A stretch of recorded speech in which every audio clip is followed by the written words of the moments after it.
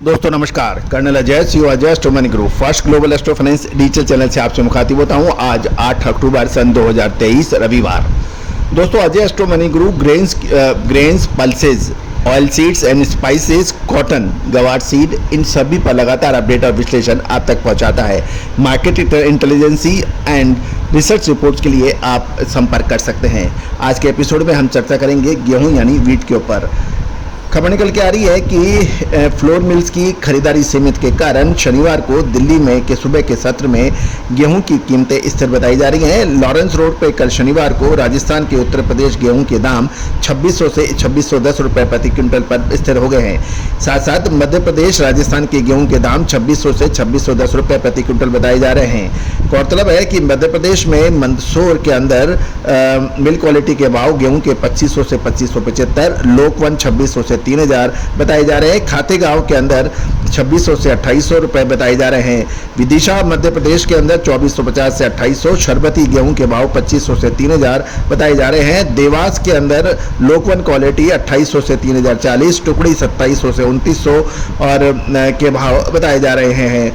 साथ साथ मध्य प्रदेश की सागर में से खबर निकल के आ रही है कि वहाँ मिल क्वालिटी के भाव 2350 से 2375 रुपये और अशोकनगर के अंदर मिल क्वालिटी के भाव 2400 रुपये, शरबती 3500 से 3900 के भाव हैं।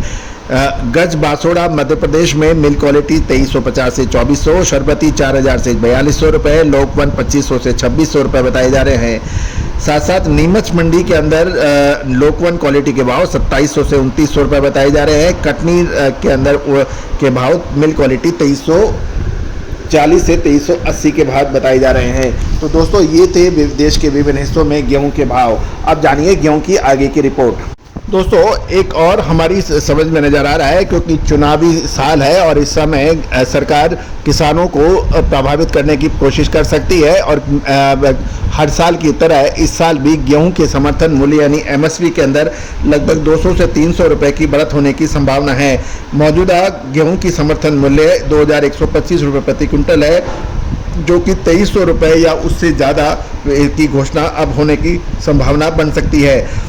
दूसरी ओर गेहूं का स्टॉक बाजार में बहुत अधिक नहीं होने से वर्तमान में बीज क्वालिटी वाले कच्चे माल की कीमत 3250 से 3300 रुपये बताई जा रही है तथा बीज कंपनियों द्वारा अंकुरण के बाद प्रमाणित बीज 4300 से 4400 रुपये प्रति क्विंटल की कीमत पर बेचा जाता है और 496 लोकवन सहित व्यावसायिक गेहूं की किस्में भी ऐसी की यही कीमत है। गौरतलब है कि इस बार किसी भी केंद्र पर गेहूं का बहुत ज़्यादा स्टॉक में बहुत ज़्यादा गिरावट नहीं है और दिवाली नज़दीक आ रही है। ऐसे में सरकार कीमत बढ़ने की इजाज़त शायद ना दे।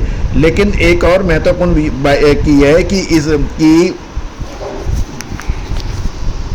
स्थानीय स्तर पर गेहूं के भाव फिलहाल 2700 से 2850 रुपये प्रति क्विंटल और साउथ में डिलीवरी के भाव यानी दक्षिण भारत में 2900 से 3150 रुपये बताया जा रहा है। और गेहूं के स्टॉक में बहुत कम होने के कारण दिवाली तक अब एक बड़ा पॉइंट यह है, क्या सरकार दिवाली तक भाव को रोक के रखेगी या बढ़ेंगे।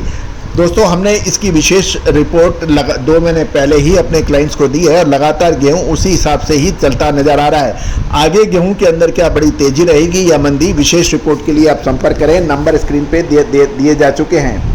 खबर निकल के आ रही है कि गेहूं में सरकारी हस्तक्षेप के कारण इस साल निजी व्यापारियों ने गेहूं के बाजार में ज़्यादा स्टॉक नहीं किया है, जिसका परिणाम स्वरूप बाजार को आगे बढ़ने के लिए अब नज़र आता कि व्यापारी सोच रहे हैं कि इसमें आगे हो। दोस्तों गेहूं में बीज की कमी है और प्रीमियम स्टॉक का माल 2800 रुपये मोटरबिलिटी शॉर्टेज के 2900 रुपये प्रति क्विंटल पर बिक रहा है।